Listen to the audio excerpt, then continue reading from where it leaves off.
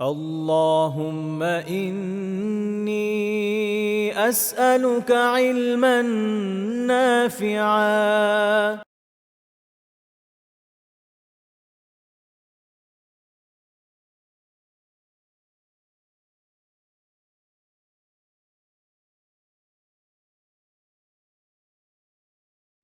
বিসমিল্লাহ আলহামদুলিল্লাহ ওয়াসসালাতু ওয়াসসালামু আলা সাইয়্যিদিনা রাসূলিল্লাহ। ইলমান নাফিয়া কর্তৃক আয়োজিত কোরআন পড়ি তাজবিদ শিখে প্রোগ্রামে আপনাদেরকে স্বাগত জানাচ্ছি। আমি হাসান মহিবুল্লাহ।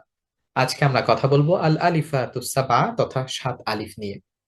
কোরআনুল কারিমে যখন এই আলিফ দ্বারা গঠিত কোনো শব্দ আসে, তখন সেই শব্দের শেষ হরফে এই ধরনের আলিফ এর ব্যবহার আমরা দেখতে পাই।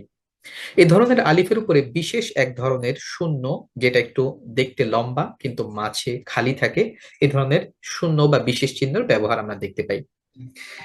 এই আলিফ দ্বারা শব্দগুলা কোরআন কারিমে যেখানে থাকে, তখন আমরা এই শব্দের শেষে যদি ওয়াকফ করি তথা নিঃশ্বাস ছেড়ে দেই, থেমে যাই, তাহলে টান হবে। যদি আমরা মিলাই পড়ি তাহলে টান হবে না তথা মাদ হবে না। যেমন আমরা এই শব্দগুলোর সাথে প্রথমে পরিচিত হই, যেমন আনা, লাকিন্না, আযুনুনা, সাবিলা। এই শব্দগুলা কোরআনুল কারিমে যখন আসবে, তখন আমরা যদি এই শব্দের শেষ হরফে যে আলিফটা আছে এটার উপরে যদি থেমে যাই, ওয়াকফ করি, তাহলে মাদ হবে। যদি মিলায় পড়ে যায় তাহলে কোনো ধরনের মাদ হবে না। এই শব্দগুলা যখন আসে বা কোথায় আসে সেটা আপনাদের সাথে একটু প্রথমে জানাই দিব, কোরআনুল কারিমের কোথায় কোন শব্দগুলা আছে। আমরা যদি এই ছবিটা দেখি, কিছুটা হয়তো অস্পষ্ট আসতে পারে আপনাদের কাছে। আমি একটু বলে দিই যে কোরআনুল কারিমের যেখানেই আনা এই শব্দটা আসবে, আপনি যদি এই আনার শেষের যে আলিফটা আছে, এই আলিফটা এই সাত আলিফের অন্তর্ভুক্ত হিসেবে আনাতে যদি আপনি থেমে যান তাহলে টান হবে। যেমন আমরা সূরাতুল কাফিরুনে পড়ি, ওয়ালা আনা আবিদুন।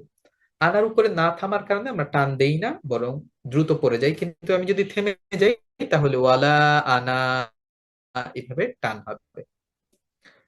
আবার যদি আমরা তার পরবর্তী উদাহরণটা দেখি,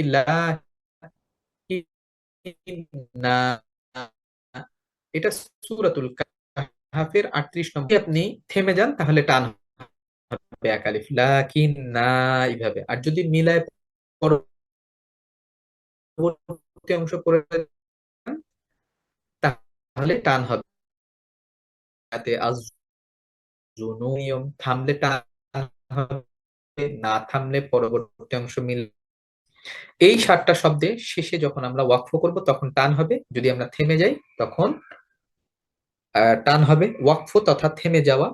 আর যখন ওয়াসল তথা মিলায় পড়বো তখন টান হবে না। আশা করি আপনারা বুঝতে পারছেন। এই সাতটা ছবি থেকে খুঁজে খুঁজে শব্দগুলা খুঁজে খুঁজে আপনাদের কোরআনুল কারিমে বিশেষ কোনো এক ধরনের চিহ্ন বা পাশে ফুটনোট দিয়ে রাখবেন। আজকে তাহলে এই পয়েন্টটা নিয়েই কথা থাকলো। আমরা পরবর্তী পর্বে নতুন কোনো বিষয় নিয়ে কথা বলবো। আজকের এই টপিকে যদি কোনো প্রশ্ন থাকে আমরা তাহলে আপনাদের কাছ থেকে প্রশ্ন নেবো ইনশাআল্লাহ। আসসালামু আলাইকুম ওয়া রাহমাতুল্লাহ।